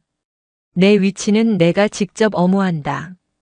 각 조는 내 신호에 맞춰 진입한다. 교전 규칙은 자유교전. 단 백상원은 반드시 생포한다. 그는 법의 심판대에 세워야 해. 이상. 그녀는 무전을 끊고 대원들을 향해 손짓했다. 작전은 시작되었다. 짙은 해물을 뚫고 검은 그림자들이 소리 없이 부두 안으로 스며들었다. 천은하와 2명의 대원으로 구성된 찰리조는 거대한 컨테이너들 사이를 유령처럼 나아갔다. 그녀의 감각은 극한까지 날카로워져 있었다. 공기의 미세한 흐름, 멀리서 들려오는 갈매기 소리에 섞인 이질적인 금속음, 축축한 바닥에 찍힌 새로운 발자국까지. 그녀의 눈과 귀는 최첨단 레이더가 되어 주변의 모든 정보를 분석하고 있었다. 그때 그녀의 귓가에 장착된 소형 무전기에서 속삭임 같은 목소리가 들려왔다. 알파조였다. 찰리, 여기는 알파. 11시 방향 컨테이너 크레인 상부의 저격수 1명 확인. 브라보, 여기는 찰리. 2시 방향 창고 옥상의 감시조 2명. 적들은 이미 완벽한 경계망을 구축하고 있었다. 천은하는 손짓으로 대원들을 멈춰 세웠다. 그리고는 자신의 소총에 부착된 소형 조준경을 들어 크레인 상부를 확인했다. 과연 검은 형체가 희미하게 보였다. 알파, 브라보. 내가 저격수와 감시조의 시선을 끌겠다. 내가 움직이는 즉시 소음기를 이용해 제거하도록. 천은하는 숨을 깊게 들이마셨다. 그리고는 일부러 컨테이너 사이에 열린 공간으로 자신의 몸을 짧게 노출시켰다. 핑. 날카로운 총성이 해물을 갈랐다. 그녀가 서 있던 곳의 컨테이너 벽에 불꽃이 튀며 총알이 박혔다. 저격수가 그녀를 발견한 것이다. 바로 그 순간이었다. 푸, 푸, 푸. 소음기가 장착된 헌병대원들의 소총에서 거의 소리 없는 격발음이 3번 울렸다. 크레인 위에 있던 저격수와 창고 옥상의 감시조는 비명 한 번 지르지 못하고 그대로 쓰러졌다. 타겟 제거 완료. 작전은 완벽하게 맞아떨어지고 있었다. 하지만 이것은 시작에 불과했다. 저격수의 총성을 신호로 부두 곳곳에 숨어있던 백상원의 사병들이 일제히 모습을 드러내며 총구를 불을 뿜기 시작했다. 타타타타타. 엄청난 총성이 부두를 뒤흔들었다. 컨테이너 벽과 창고 벽에서 콘크리트 파편이 튀고 쇠조각이 비명 같은 소리를 내며 튕겨나갔다. 천은하와 대원들은 즉시 컨테이너 뒤로 몸을 숨기고 응사를 시작했다. 적 병력 최소 10명 이상. 중화기는 없으나 전원 자동 소총으로 무장했다. 대원의 다급한 보고가 귓전을 때렸다. 이것은 단순한 조폭들의 싸움이 아니었다. 훈련받은 용병들과의 시가전이었다. 백상원은 창고 사무실에서 CCTV 화면을 통해 이 모든 광경을 지켜보며 광기 어린 미소를 짓고 있었다. 그래, 바로 그거야. 기어들어와라, 개미 새끼들아. 내 왕국에서 갈기갈기 찢겨 죽어라. 그는 승리를 확신했다. 이곳은 그의 홈그라운드였고 그의 병사들은 굶주린 늑대들이었다. 아무리 날고 기는 장군이라도 이 거대한 컨테이너 미로 속에서 사방에서 쏟아지는 총알을 피할 수는 없을 터였다. 하지만 그는 천은하가 어떤 존재인지 전혀 모르고 있었다. 그녀는 수없이 많은 전장을, 그것도 적진 한복판에서 살아남은 생존의 전문가였다. 그녀에게 이곳은 불리한 전장이 아니라 활용할 수 있는 도구로 가득 찬 놀이터와도 같았다. 브라보. 3번 창고에 보관된 인화성 물질을 이용해 연막을 형성하고 적의 시야를 차단하라. 알파. 컨테이너 크레인을 작동시켜 적들의 퇴로를 막고 진영을 무너뜨려라. 천은하의 명령은 혼란스러운 교전 상황 속에서도 한 줄기 빛처럼 명확했다. 그녀는 부두의 지형지물과 상황을 순식간에 파악하고 가장 효과적인 전술을 지시한 것이다. 잠시 후 3번 창고 쪽에서 거대한 폭발음과 함께 시커먼 연기가 피어올랐다. 브라보조가 유류 드럼통을 폭파시킨 것이다. 짙은 연기가 순식간에 부두를 뒤덮으며 용병들의 시야를 가렸다. 동시에 거대한 컨테이너 크레인이 굉음을 내며 움직이기 시작했다. 알파조가 조종실을 장악한 것이다. 수십 톤에 달하는 컨테이너가 공중에서 움직이며 용병들의 머리 위를 위협하고 그들의 퇴로를 거대한 강철 벽으로 막아버렸다. 용병들의 진영이 순식간에 무너졌다. 그들은 연기 속에서 방향을 잃고 우왕좌왕하기 시작했다. 바로 그 순간을 천은하는 놓치지 않았다. 찰리, 나를 따르라. 지금부터 청소를 시작한다. 그녀는 연기 속으로 몸을 던졌다.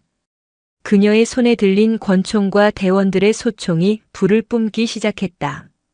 그것은 일방적인 학살에 가까웠다. 연기 속에서 신음과 비명이 울려 퍼졌다. 백상원의 왕국을 지키던 마지막 이빨들이 강철의 여인 앞에서 허무하게 뽑혀나가고 있었다. 백상원은 CCTV 화면을 보며 경악을 금치 못했다. 그의 완벽한 덫이 사냥감에 의해 역으로 분해되고 있었다. 왕의 마지막 발악이 처참한 종말로 치닫고 있었다. 연기와 화약 냄새, 그리고 비명이 뒤섞인 부두는 아수라장이었다. 백상원의 자랑이던 사병 집단은 훈련받은 맹수에서 길 잃은 양떼로 전락했다. 짙은 연막은 그들의 시야뿐만 아니라 전이까지 앗아갔다. 어디서 날아오는지 모를 총알, 머리 위를 맴도는 거대한 컨테이너의 위협, 그리고 그 모든 혼란을 뚫고 유령처럼 나타나 숨통을 끊는 검은 그림자들. 공포는 전염병처럼 그들 사이에 퍼져나갔다. 천은하는 그 혼돈의 중심에 있었다. 그녀의 움직임은 한 마리의 흑표범과도 같았다. 최소한의 움직임으로 적의 총알을 피하고 가장 효율적인 경로로 이동해 적의 급소를 노렸다. 그녀에게 총격전은 파괴가 아닌 정교한 외과 수술이었다. 그녀는 불필요한 살상은 피했다. 다리나 어깨 등 전투 불능 상태로 만들 수 있는 곳을 정확하게 쏘았다. 그녀는 심판관이었지 학살자가 아니었기 때문이다. 알파 브라보. 잔당 소탕을 맡긴다. 나는 목표물에게 간다. 천은하는 교전을 대원들에게 맡기고 백상원이 숨어있을 중앙 창고를 향해 홀로 움직이기 시작했다. 그녀의 주변에서 벌어지는 총격전은 마치 다른 세상의 일처럼 느껴졌다. 그녀의 신경은 오직 단 한 사람, 이 모든 비극을 만들어낸 뱀의 머리를 향해 있었다. 창고 사무실에서 이 모든 것을 지켜보던 백상원은 이성을 잃었다.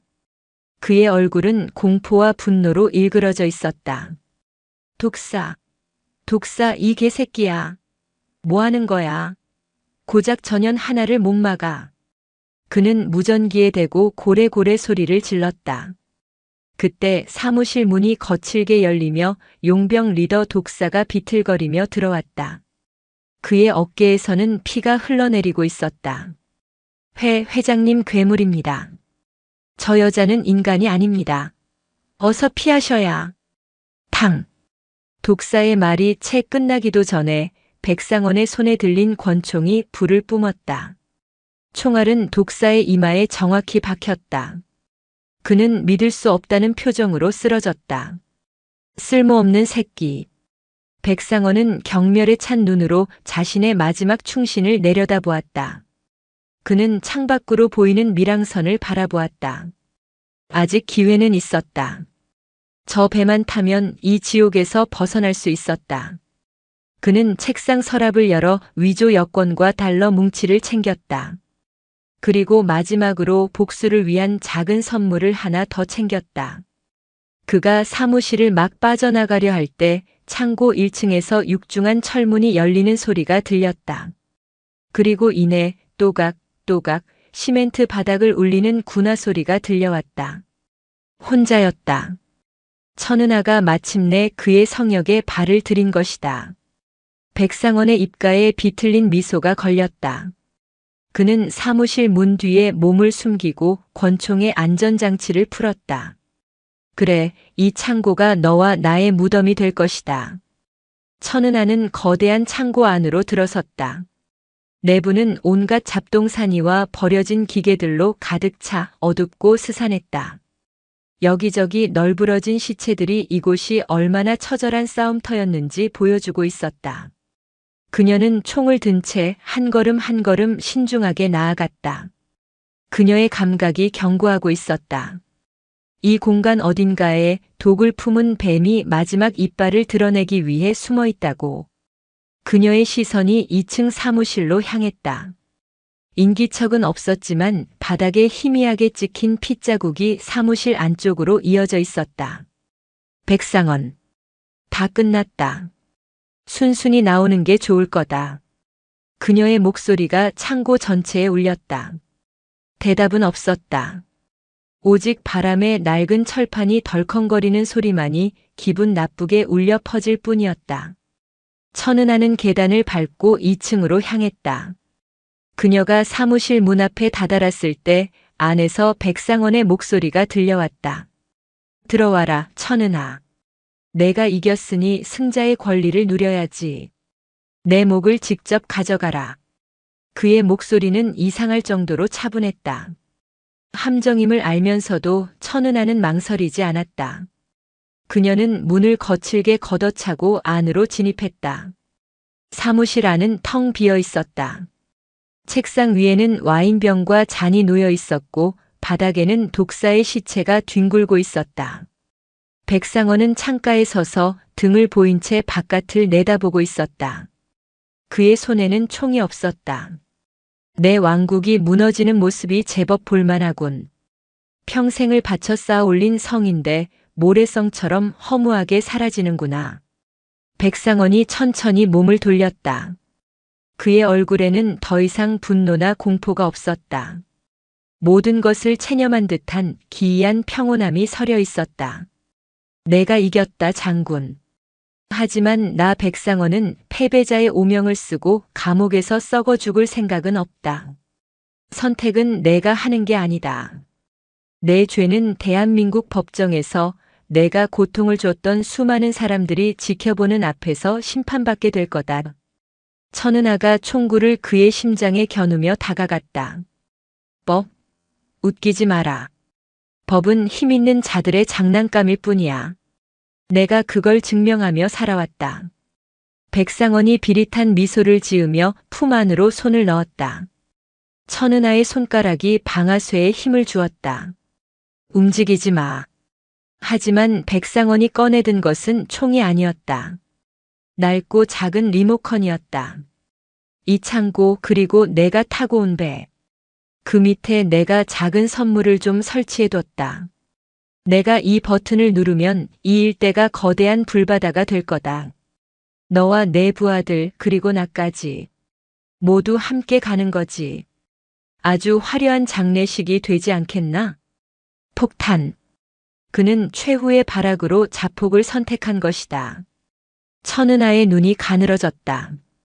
그녀의 뇌는 0.1초의 찰나에 수만 가지 경우의 수를 계산했다. 그를 쏘는 순간 그의 손가락이 버튼을 누를 것이다. 쏘지 않고 협상을 시도하기에는 시간이 없었다. 왜 무서운가, 강철의 여인? 죽음 앞에서는 너나 나나 별거 없는 인간일 뿐이야. 백상원의 얼굴에 광기 어린 승리감이 떠올랐다. 그가 엄지손가락으로 버튼을 누르려는 순간이었다. 천은아의 몸이 총알처럼 튀어나갔다. 그녀는 백상원을 쏘는 대신 그를 향해 전력으로 돌진했다. 백상원은 당황하여 버튼을 눌렀지만 천은아의 어깨가 그의 명치를 들이받는 것이 더 빨랐다. 컥! 백상원의 거대한 몸이 창문을 깨고 2층 아래로 날아갔다. 천은아 역시 그와 함께 창문 밖으로 몸을 던졌다. 공중에서 그녀는 백상원의 손에서 리모컨을 낚아채 멀리 던져버렸다. 쾅! 두 사람의 몸이 1층 바닥에 주차되어 있던 낡은 트럭의 짐칸 위로 떨어졌다. 엄청난 충격에 온몸의 뼈가 으스러지는 듯한 고통이 몰려왔다. 하지만 천은아는 신음 한 번 내지 않고 먼저 정신을 차린 뒤 백상원의 위에 올라타 그의 목에 팔꿈치를 박아 넣었다. 내 놈의 마지막은 법정이다. 그녀의 분노 서린 목소리가 창고에 울려 퍼졌다. 그때 그녀가 던져버렸던 리모컨이 바닥에 떨어지며 충격으로 버튼이 눌려버렸다. 삐읍 삐읍 삐읍. 날카로운 경고음이 울리기 시작했다. 창고 곳곳에 설치된 폭탄의 타이머가 작동하기 시작한 것이다. 천은하는 정신을 잃은 백상원을 어깨에 들쳐매었다. 그리고는 부서진 몸을 이끌고 폭발 직전의 창고를 향해 미친 듯이 달리기 시작했다. 그녀의 등 뒤에서 거대한 화염과 굉음이 모든 것을 집어삼키고 있었다. 강철의 분노가 마침내 부패한 왕국에 대한 완벽한 심판을 내리는 순간이었다. 지축을 뒤흔드는 굉음은 세상의 모든 소리를 집어삼켰다.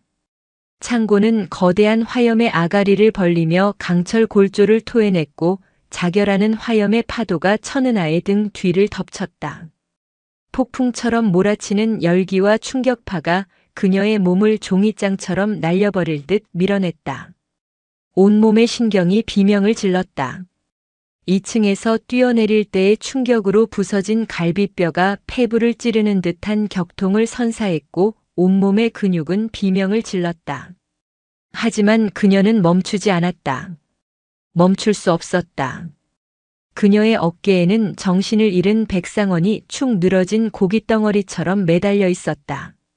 이자는 이 모든 비극의 원흉은 이따위 시시한 폭발 속에서 편안하게 죽을 자격이 없었다. 그는 살아야 했다.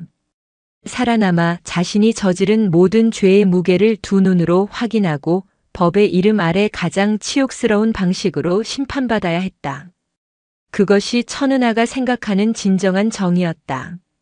전단장님, 무전기에서 강태욱 중령의 절규에 가까운 외침이 터져나왔다.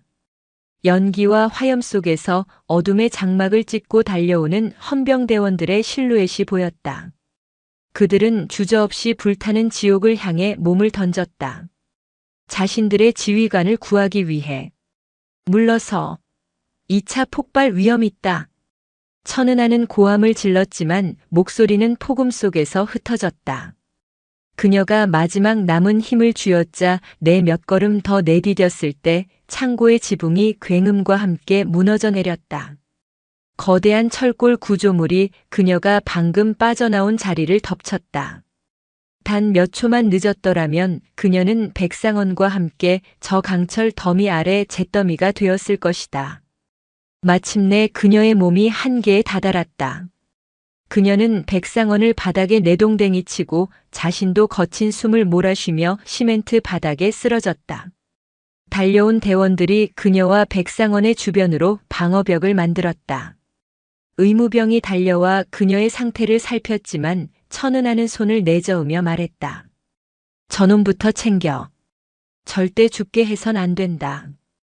그 말을 끝으로 그녀의 의식은 팽팽하게 당겨졌던 활시위가 끊어지듯 희미해졌다. 멀어지는 의식 속에서 그녀는 자신을 둘러싼 대원들의 안도하는 표정과 부산항의 새벽을 밝히는 거대한 화염 그리고 요란하게 울려 퍼지는 구급차의 사이렌 소리를 들었다. 길고 길었던 청소의 끝이었다. 며칠 후 해군 해양의료원 1인 병실. 천은하는 창밖으로 보이는 부산항의 풍경을 멍하니 바라보고 있었다. 왼쪽 팔에는 깁스를 했고 옆구리는 붕대로 칭칭 감겨 있었다. 의사는 갈비뼈 3대에 금이 가고 가벼운 뇌진탕과 전신 타박상 진단을 내렸다. 평범한 사람이었다면 몇 달은 병상에 누워 있어야 할 중상이었지만 지옥 같은 훈련으로 단련된 그녀의 몸은 경이적인 속도로 회복하고 있었다. 하지만 몸의 상처보다 더 깊은 피로감이 그녀의 영혼을 짓누르고 있었다. 지난 며칠간 벌어진 일들이 꿈처럼 느껴졌다. 국제시장의 소란, 황만득의 눈물, 윤기철의 배신, 그리고 백상원의 마지막 발악까지. 모든 것이 끝났지만 마음은 이상하게 공허했다. 그녀가 병실에 입원한 이후 세상은 발칵 뒤집혔다. 부산의 그림자 황제 백상원 전격 구속, 거대 부패 카르텔의 실체 드러나. 현역 투스타 여장군, 단신으로 조폭 속을 소탕부터 부패의 머리까지 참수. 텔레비전과 신문은 연일 대서특필을 쏟아냈다. 윤기철이 넘긴 비밀 장부 판도라의 노트북은 그야말로 대한민국을 뒤흔들었다. 백상원에게 뇌물을 받은 정치인, 고위 경찰 간부, 검찰, 언론인, 심지어 재계 인사들까지 줄줄이 소환되어 조사를 받았다. 부산을 넘어 대한민국의 부패한 환부를 도려내는 거대한 수술이 시작된 것이다. 국민들은 열광했다. 특히 국제시장 상인들의 반응은 폭발적이었다. 그들은 자발적으로 천은하 장군님 수호위원회를 결성하고 국방부와 청와대에 그녀의 영웅적인 행동에 대해 최고 훈장을 수여해야 한다는 청원을 올렸다. 그 청원은 단 하루 만에 수십만 명의 동의를 얻었다. 천은하는 자신에게 쏟아지는 찬사와 영웅담이 부담스러웠다. 그녀는 영웅이 되고 싶었던 것이 아니었다. 그저 더러워진 것을 치우고 싶었을 뿐이다. 할머니의 국밥집을 그리고 그곳에서 정직하게 땀 흘리며 살아가는 사람들의 소박한 일상을 지켜주고 싶었을 뿐이었다. 똑똑. 노크 소리와 함께 병실 문이 열렸다. 들어온 사람은 뜻밖의 인물이었다. 말쑥하게 정장을 차려입었지만 어색함이 역력한 황만득이었다. 그의 뒤에는 강태욱 중령이 서 있었다. 황만득은 천은하의 침대에서 몇 걸음 떨어진 곳에 서서 어쩔 줄 몰라 했다. 그는 주머니를 뒤져 꾸깃꾸깃한 봉투 하나를 꺼내 탁자 위에 올려놓았다. 이건 우리 어머니 병원비 정산하고 남은 돈이랑 내 전 재산을 정리한 것이요. 시장 상인들한테 조금이라도 빚을 갚고 싶은데 염치가 없어서 장군님께서 좀 전해주시오. 천은하는 말없이 그를 바라보았다. 며칠 만에 본 그의 얼굴에서 예전의 험상궂은 기운은 찾아볼 수 없었다. 대신 깊은 죄책감과 앞으로 어떻게 살아가야 할지 모르는 막막함이 어려 있었다. 자수했더군. 내가 저지른 모든 죄에 대해 백상원과의 관계까지 전부. 네. 그게 내가 할 수 있는 유일한 속죄라고 생각했어. 어차피 내 인생 여기서 끝났으니. 황만득이 고개를 떨구었다. 천은하는 침대에서 천천히 몸을 일으켰다. 옆구리에서 찌르는 듯한 통증이 느껴졌지만 그녀는 표정 하나 바꾸지 않았다. 끝났다고? 아니, 이제 시작이다. 황만득이 의아한 표정으로 그녀를 바라보았다. 내 놈이 저지른 죄 감옥에서 몇 년 썩는다고 사라질 것 같나? 어림없는 소리. 내가 진짜 속죄하고 싶다면 살아라. 살아서 내가 고통을 줬던 사람들에게 평생을 바쳐 빚을 갚아. 그게 진짜 속죄다. 천은하의 목소리는 차가웠지만 그 안에는 이상한 무게감이 실려 있었다. 백상원이 사라진 부산에는 힘의 공백이 생길 거다. 그 자리를 노리는 새로운 하이에나들이 몰려들겠지. 국제시장도 마찬가지다. 나는 언제까지고 시장에 머물 수 없어. 상인들을 지킬 새로운 힘이 필요해. 그녀는 황만득의 눈을 똑바로 쳐다보며 말했다. 내가 해라. 칠성상회를 해체하고 국제시장 상인자치 보호회를 만들어. 내 과거를 이용해 시장을 넘보는 깡패들과 쓰레기들을 막아내는 방패가 되는 거다. 상인들을 위해 꾸준히 일을 도맡아 하고 그들의 발이 되어 뛰어. 사람들이 내게 침을 뱉고 욕을 하더라도 묵묵히 견뎌. 그렇게 10년, 20년을 살다 보면 언젠가 내 어머니 영정 앞에서 떳떳하게 술 한 잔 올릴 날이 올지도 모르지. 황만득의 눈에서 다시 뜨거운 눈물이 흘러내렸다. 그는 천은하가 자신에게 지옥 같은 형벌을 내리는 동시에 구원의 길을 열어주고 있음을 깨달았다. 그는 그 자리에 무릎을 꿇고 바닥에 머리를 박았다. 감사합니다. 정말 감사합니다, 장군님. 주신 기회에 목숨을 걸고. 나한테 감사할 것 없다. 내 인생은 이제 내 것이다. 천은하는 그에게서 시선을 거두고 다시 창밖을 바라보았다. 황만득은 한참을 그렇게 머리를 조아리고 있다가 강태욱 중령의 부축을 받고 조용히 병실을 나섰다. 그의 등은 예전처럼 굽어 있었지만 그 의미는 완전히 달라져 있었다. 이전이 굴종의 무게였다면 지금은 속죄의 무게를 짊어진 모습이었다. 한 달 후 국제시장. 시장은 몰라볼 정도로 활기를 되찾았다. 상인들의 얼굴에는 웃음꽃이 피었고 골목마다 희망찬 기운이 넘실거렸다. 시장 입구에는 강철보다 단단한 우리 시장, 장군 아짐에 고맙습니다. 라는 현수막이 자랑스럽게 걸려 있었다. 그리고 시장 한가운데 영도 국밥은 여전히 뜨거운 김을 뿜어내고 있었다. 가게 안은 손님들로 발 디딜 틈이 없었다. 앞치마를 두른 천은아는 쉴 새 없이 국밥을 나르고 깍두기를 채워주었다.